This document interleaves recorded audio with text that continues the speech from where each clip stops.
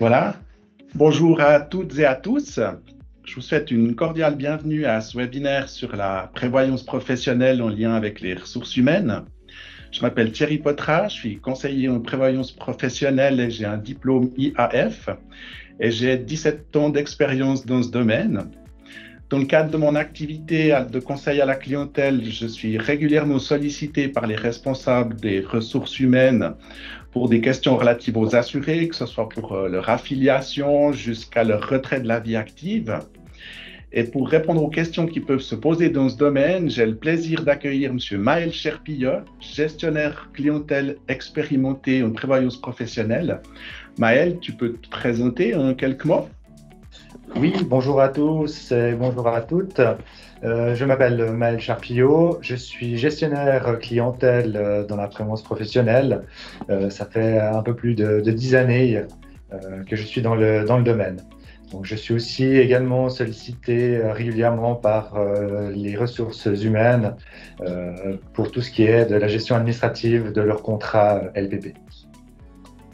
Voilà, je te remercie. Donc, la présentation va durer environ 30 minutes et je voudrais juste préciser encore qu'elle sera enregistrée. Et nous nous ferons un plaisir ensuite de répondre à vos questions au moyen du chat qui se trouve en bas à droite de votre écran. Voilà, alors pour commencer, je vais vous faire une petite présentation des retraites populaires. Donc, Retraite populaire a été fondée en 1907 à l'initiative du Grand Conseil vaudois. Elle a pour but de faciliter l'accès à la prévoyance pour toutes et tous. C'est une entreprise de droit public sans but lucratif. À Retraite populaire, on compte plus de 200 000 assurés dans le canton de Vaud. On compte la CPEV, donc la Caisse de pension de l'État de Vaud, la CIP, Caisse intercommunale de pension, la Fondation Retraite populaire, la Fondation Prophélia, gérée par Retraite populaire. Et dans ces 200 000 assurés, on compte aussi les personnes qui ont par exemple des assurances vie ou des rentes viagères dans le cadre de la prévoyance privée. Au niveau de nos valeurs, on attache une grande importance à des valeurs d'efficience, de fiabilité et de proximité. On soutient l'économie locale et on sponsorise plus d'une centaine d'événements culturels, sportifs ou économiques chaque année dans le canton. On donne également beaucoup d'importance à la RSE, donc la responsabilité d'entreprise. Par exemple, nous avons été certifiés Equal Salary en 2011 déjà par rapport à l'égalité salariale. On a également un soutien important à la formation à la relève où on forme plus d'une quarantaine de personnes par année dans nos services. Et par rapport à l'environnement également, on a un parc immobilier de plus de 15 000 logements et nous sommes très actifs dans la rénovation énergétique. Et par exemple, avec sa stratégie climatique, Retraite populaire vise à réduire de 35% les émissions de CO2 d'ici à 2030. Voilà, alors pour rentrer dans le vif du sujet, en fait, je vais poser des questions à mon collègue Maël Cherpillot par rapport à différentes thématiques par rapport à l'administration de la caisse de pension. Et puis, il y répondra au fur et à mesure. Donc, pour commencer, si on veut affilier un nouveau collaborateur, quelles sont les conditions d'affiliation à la LPP, Maël? Oui, alors vous devez assurer à la LPP tous les salariés dès le 1er janvier qui suit leur 17e anniversaire, donc c'est-à-dire dans l'année de leurs 18 ans, et qui perçoivent un salaire annuel minimal selon donc, le principe de la LPP. Pour l'année 2024, il est à 22 050. Très bien. Autrement, est-ce qu'il y a des cas particuliers, des questions qui se posent dans certaines situations par rapport à cette affiliation? Oui, alors régulièrement, par exemple pour des contrats à durée déterminée, si le salarié est au bénéfice d'un contrat de travail à durée déterminée qui n'excède pas les 3 mois, il ne doit pas être annoncé. Par contre, si les rapports de travail sont prolongés au-delà de ces 3 mois, le salarié doit être annoncé quand la décision de prolonger le contrat de travail est prise. Donc, pour un exemple, si une personne a un contrat de durée déterminée qui se termine par exemple le 1er mai et qu'on décide de prolonger son contrat à partir du 1er avril, ben c'est à partir de cette date, donc le 1er avril, qui doit être annoncé. Très bien. Par rapport aux personnes qui ne seraient pas entièrement en capacité de travail, qu'est-ce qu'on peut dire? Alors, les salariés invalides partiels doivent être annoncés en nous indiquant leur taux d'invalidité. Seulement les salariés qui sont invalides à 70% au moins ne doivent pas être annoncés à la caisse. Merci pour ces précisions. Les salariés à l'heure, est-ce qu'il y a une particularité également? Oui, alors cette question revient régulièrement. Donc pour les salariés à l'heure, dont les conditions d'occupation et de rétribution sont irrégulières, on peut se baser sur le salaire déterminant de manière forfaitaire ou d'annoncer un salaire moyen annuel selon la catégorie professionnelle de l'employé. On peut également annoncer un salaire projeté et se baser sur le salaire, par exemple, de l'année précédente, si on ne peut pas en fixer un nouveau. Merci. Autrement, on entend régulièrement des fois qu'on a des examens de santé pour rentrer dans la caisse de pension. Qu'est-ce que tu pourrais nous dire par rapport à ça? Alors, pour les prestations minimales LPP, un questionnaire ou un examen de santé n'est en principe pas nécessaire. Pour des prestations plus étendues, donc dites surobligatoires, les conditions pour un examen de santé peuvent varier selon la caisse de pension. Par exemple, pour retraite populaire, on demande de répondre à un questionnaire de santé à partir de 230 000 francs de rente d'invalidité par année. Sinon, par exemple, pour la fondation semi-autonome Profelia, là, on va se baser sur un salaire AVS qui excède 200 000 francs. Un questionnaire de santé est demandé également pour une personne qui ne serait pas en pleine capacité de travail. Autre thématique, par rapport aux modifications de la situation des assurés qui sont affiliés, quand est-ce qu'on doit annoncer en fait une modification de salaire, par exemple? Alors, pour les modifications de salaire, normalement, elles se basent donc à la fin de chaque année civile où l'employeur doit nous communiquer le salaire pour l'année suivante. S'il n'y a pas la possibilité de pouvoir nous annoncer le nouveau salaire, on se basera, comme je l'ai dit précédemment, sur le dernier salaire connu. Très bien. Autrement, est-ce qu'il y a des cas particuliers? Alors oui, toute modification de salaire qui intervient en cours d'année doit nous être annoncée immédiatement afin qu'on puisse déterminer les éventuels impacts de cette modification sur les cotisations et sur la facturation. La modification prend effet à la date à laquelle nous la recevons et seule une modification du contrat de travail peut entraîner une modification rétroactive du salaire. Autre thématique, le salaire qu'il faut annoncer à la caisse de pension. Alors, qu'est-ce que tu peux nous dire à ce sujet, Maël? Alors, le salaire qui doit être annoncé, c'est le salaire annuel qui est soumis à l'AVS. Toutefois, on doit faire abstraction de certains éléments de nature occasionnelle, comme par exemple les primes spéciales, les indemnités de départ, les primes non servies dès la première année de fonction ou les heures supplémentaires. Ok, très bien. Autrement, les modifications qu'on doit annoncer par rapport à la situation de vie des assurés, quels sont les principaux changements qui peuvent avoir une incidence sur le droit des prestations? Alors, l'employeur doit annoncer tout changement ayant une incidence sur le droit, l'étendue ou le financement des prestations allouées dès que vous en avez connaissance. Il s'agit notamment des changements de taux d'activité, des changements de fonction, des congés non payés, des retours de congés, l'état civil, la situation de famille, donc que ce soit le conjoint, le concubin, les enfants, tout ce qui a trait aussi à l'adresse, au numéro AVS ou aussi en cas de décès. Ok, il y a d'autres éléments qu'on pourrait encore dire qui sont bons à savoir dans ce domaine. Alors oui, il faut vraiment annoncer donc, toutes les modifications qui ont une incidence sur le salaire annoncé et ces modifications seront reportées sur le prochain bordereau de facturation, donc sur le mois suivant. Et en cas de cessation d'activité, de démission, S'il s'agit d'une restructuration de l'entreprise ou une diminution importante de l'effectif, du personnel, il faut nous en faire part immédiatement. Très bien. Autrement, par rapport aux démissions ou aux personnes qui prennent leur retraite, qu'est-ce qu'on peut dire sur cette thématique?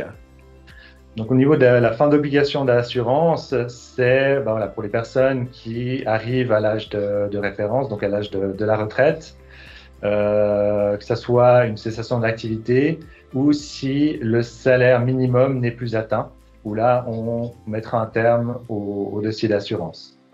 Donc, afin de garantir un traitement optimal des dossiers, l'annonce d'un de ces événements doit nous parvenir dans les meilleurs délais, mais au plus tard, le mois suivant, celui au cours duquel l'obligation d'assurance prend fin, afin qu'on puisse être proactif et puis de pouvoir facturer les bonnes cotisations. Autrement, un thème aussi qui revient de manière récurrente, c'est les absences pour maladie ou accident. Comment est-ce que ça se passe dans ce type de situation? Oui, alors c'est toujours un petit peu compliqué pour les employeurs. Nous, on part du principe que l'absence donc l'incapacité de travail est susceptible de durer plus de 3 mois. Il faut qu'elle nous soit communiquée. Même si on n'a encore pas atteint ces 3 mois, ça nous permet de pouvoir libérer du paiement des cotisations en temps et en heure. Et puis, ça évite passablement de rétroactifs, donc des remboursements de cotisations à effectuer par la suite. Petite précision, le congé maternité ne constitue pas un cas d'incapacité de travail si l'absence intervient après l'accouchement.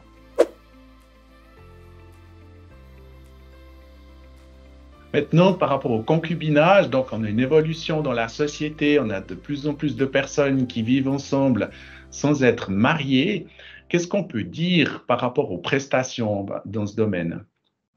Alors, au niveau du concubin, donc, on a la possibilité d'annoncer notre concubin à la caisse de prévoyance afin que celui-ci puisse bénéficier des mêmes prestations qu'un conjoint survivant, donc un conjoint marié, pour autant qu'il remplisse certaines conditions. Donc, par exemple, qu'il n'y ait pas de lien de parenté, que les personnes ne soient pas mariées ou liées par un partenariat enregistré entre elles ou avec une tierce personne, que le concubin ou la concubine ne bénéficie pas de prestations de survivant et qu'elle fasse ménage commun depuis au minimum 5 ans ou qu'elle doive subvenir à un ou plusieurs enfants communs. Cette annonce de concubinage doit se faire au moyen du formulaire qui est à disposition donc, sur notre site internet. Les conditions que j'ai précédemment énoncées seront vues donc, au moment du décès. Donc, ce sera à ce moment-là où on établira si le concubin remplit les conditions.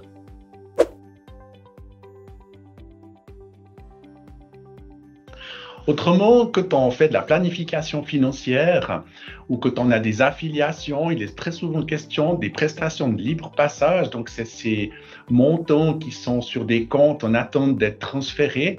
Est-ce que tu peux nous dire quelques mots, Maël, sur l'importance du transfert de ces prestations de libre passage? Oui, alors normalement, selon la loi, donc la personne a l'obligation d'effectuer le transfert de son libre passage auprès de la nouvelle caisse de son employeur. Si on n'a pas d'annonce de notre assuré, au bout de 6 mois, on a l'obligation de faire le transfert auprès de l'institution supplétive qui se chargera en fait de rassembler les avoirs qui n'ont pas été réclamés par ces personnes. En cas de non-transfert, ça peut avoir un impact sur les intérêts au niveau de l'avoir de vieillesse et sur le calcul des prestations au moment de la retraite. Si la personne cesse son activité et n'a pas retrouvé d'activité lucrative pour le moment, elle a la possibilité de pouvoir effectuer donc un transfert sur un compte ou une police de libre passage, par exemple auprès de la retraite populaire sur un produit arc-en-ciel.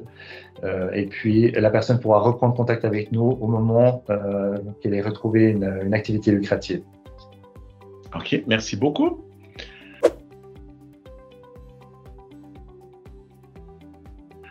Autrement, on parle beaucoup de retraite actuellement, donc il y a différents types de retraite. Il y a la retraite anticipée, il y a retraite ordinaire, il y a retraite partielle où on peut même faire une prorogation, comme on dit, c'est-à-dire continuer à travailler après 65 ans. Est-ce que tu peux nous donner plus de précisions sur ces différents types de retraite? Oui, alors selon notre règlement, une personne ayant atteint ses 58 ans révolus a la possibilité de pouvoir bénéficier de sa retraite dite anticipée. L'autre possibilité, c'est qu'elle a aussi la possibilité de pouvoir prendre une retraite partielle, donc ce qui veut dire réduire son taux d'activité d'au minimum 20% et de prendre cette part sous forme de rente ou de capital. Elle a la possibilité de pouvoir le faire aussi en 2 étapes, ce qui veut dire qu'elle peut baisser pendant la première année de 20% son activité et puis prendre sa retraite, puis ensuite l'année suivante de rebaisser de 20% et de reprendre une autre partie de sa retraite. Et puis par contre, au bout de la 3e étape, à ce moment-là, on part du principe que c'est une retraite complète. Le dernier point, c'est que la personne qui continue à travailler au-delà de l'âge de référence a la possibilité de pouvoir ajourner ses prestations de retraite et d'en bénéficier par la suite. Par contre, pour ce dernier point, vu que ce n'est plus une obligation légale de cotiser à l'FPP, c'est l'employeur qui décide si il est d'accord de continuer à cotiser au 2e pilier pour cette personne ou pas. C'est dans le 2e cas de figure, si l'employeur n'est pas d'accord de continuer à cotiser au-delà de l'âge de référence, on mettra un terme à son dossier et la personne bénéficiera de ses prestations de retraite. Par contre, ça ne l'empêche pas de continuer à travailler au-delà, mais sans cotisation. Très bien. Encore une thématique relativement nouvelle, c'est pour les personnes qui seraient licenciées après l'âge de 58 ans. Il y a eu des modifications légales il y a bientôt 3 ans. On appelle l'article 47A LPP. Qu'est-ce que tu pourrais nous dire par rapport à ce sujet? Oui, donc la personne licenciée après l'âge de 58 ans peut maintenir son assurance dans la même mesure que précédemment auprès de sa caisse de pension. Ceci donc aux conditions qu'il n'entre pas dans une nouvelle institution et qu'il ne s'établisse pas à son propre compte. Donc la personne peut choisir de maintenir seulement les couvertures risques et décès d'invalidité, mais peut également maintenir sa prévoyance vieillesse. Donc le maintien uniquement de la prévoyance de vieillesse n'est pas admis. Donc la personne peut maintenir ses cotisations invalidité et décès et en plus de rajouter cette bonification pour l'épargne. Cet article 47 donc se maintient est supprimé du moment où la personne retrouve une nouvelle activité lucrative puis qu'elle est assurée auprès de la caisse de son nouvel employeur. Ok. À ce stade, j'ai juste encore une question par rapport à ce sujet. Si c'est l'employé qui donne son congé, est-ce qu'il a droit aussi à ses prestations selon l'article 47A? Non, il faut vraiment que ce soit un licenciement par l'employeur.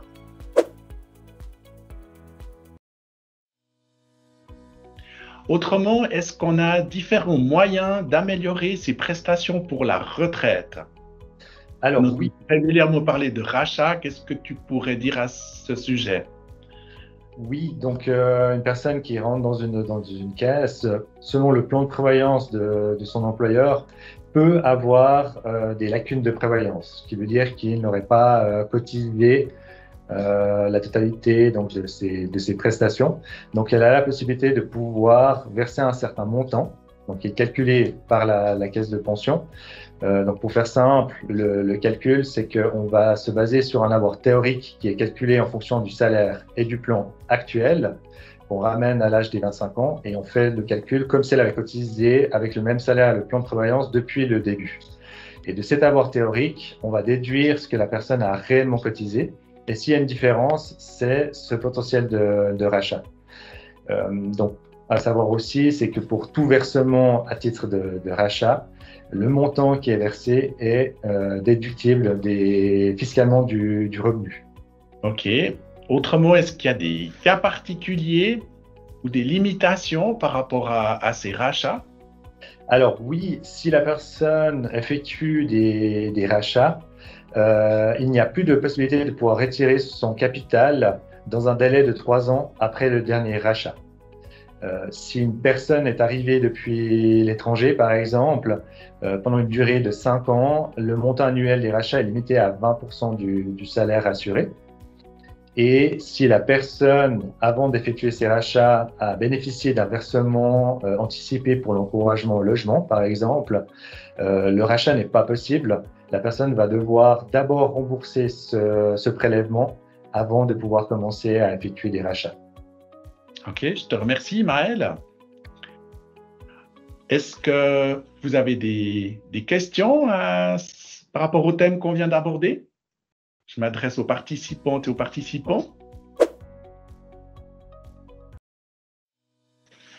Alors, là, on me pose la question, si on a une personne en formation de 19 ans et qui gagne 23 000 francs par an, est-ce qu'on doit l'annoncer?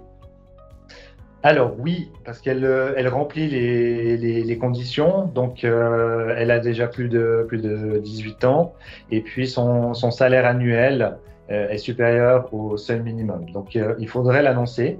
Après, la question à savoir si c'est un contrat de durée déterminée qui n'excède pas 3 mois, où là, dans ce cas-là, il n'y a pas d'affiliation. Par contre, si c'est un contrat qui excède ces 3 mois, il faudra l'annoncer. OK, merci. Peut-être juste une précision par rapport à cette thématique. Donc là, on dit que la personne, elle doit avoir 22 050 francs par année de salaire minimum. Si on annonce une personne au mois de novembre qui gagne 2 000 francs par mois, donc sur l'année, elle va gagner 2 fois 2 000, ça voudra dire 4 000 francs. Comment est-ce qu'on fait le calcul pour savoir quel salaire annoncer? Alors, pour tout salaire, donc pour toute affiliation en cours d'année, il faut annualiser le salaire. Donc là, pour cet exemple, la personne qui gagne 2 000 francs par mois, donc on va l'annualiser, donc soit x 12, soit x 13. Donc si on part sur 12 salaires, on arrive à 24 000 francs. Donc, même si une personne est affiliée à partir du 1er novembre, il faudra annoncer 24 000 francs de salaire. Et de cette manière-là, la personne est affiliable. Alors, là, j'ai une question de Madame. Bonjour, est-ce qu'une indemnité forfaitaire de 500 francs mensuels est soumise à la LPP, forfait pour responsable d'office, par exemple? Oui.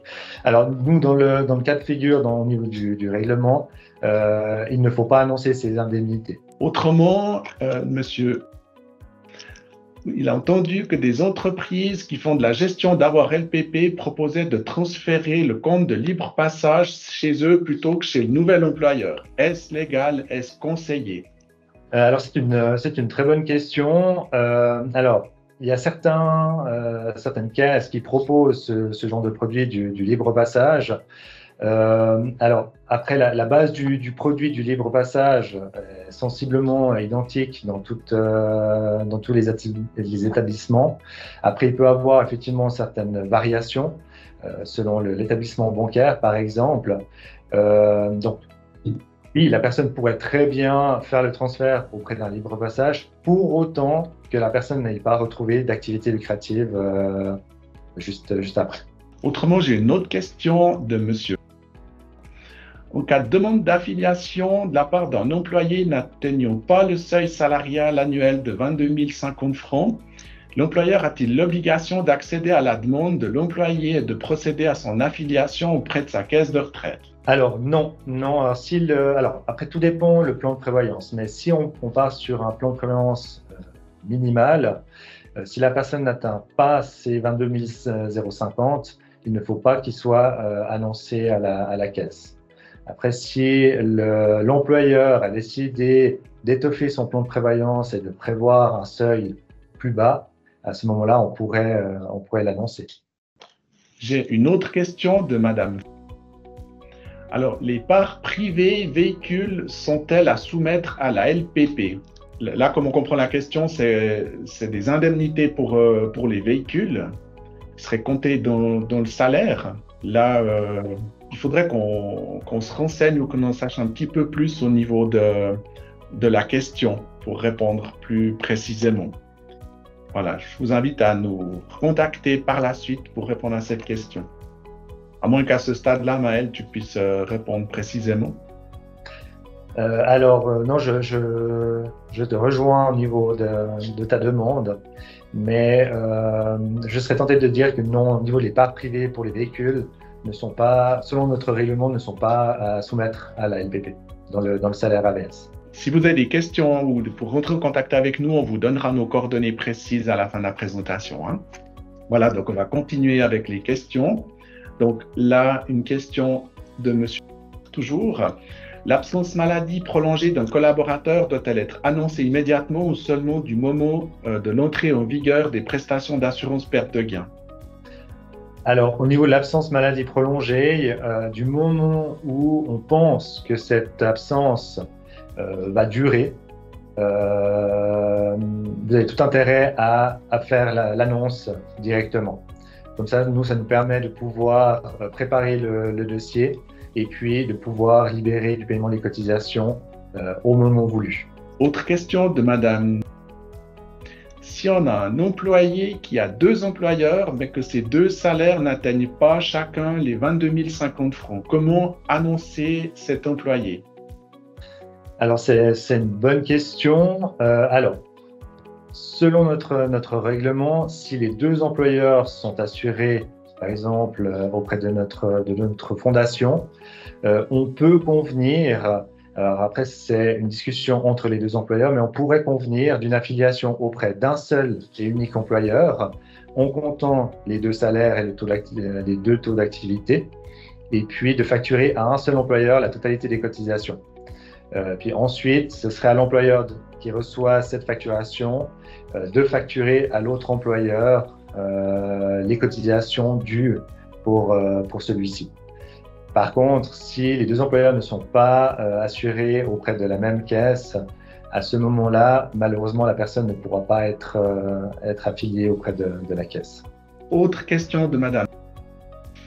L'employé peut-il bénéficier de la mise en gage comme apport pour l'achat d'un bien immobilier?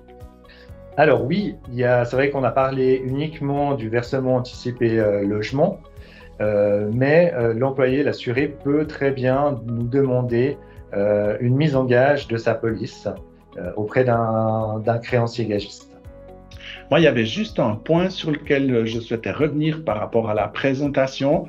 Au niveau du concubinage, on a parlé de prestations en cas de décès, c'est des prestations en cas de maladie. Maintenant, est-ce qu'il y a des particularités dans la LPP pour des prestations en cas de décès par accident pour les concubins? Quelque chose de nouveau qu'on fait? Alors, pour nous, au niveau de ces prestations, donc accident par exemple, le concubin est assuré pour ce genre de prestations. Ok, très bien. C'est facultatif, hein, il faut le préciser. Oui, tout à fait. Donc ici, on a mis nos coordonnées. Si vous voulez un rendez-vous, nous contacter directement, on a mis nos coordonnées. Et puis, nous arrivons en fait au terme de cette présentation. Je vous remercie pour votre participation et je vous dis au revoir. Merci beaucoup. Au revoir.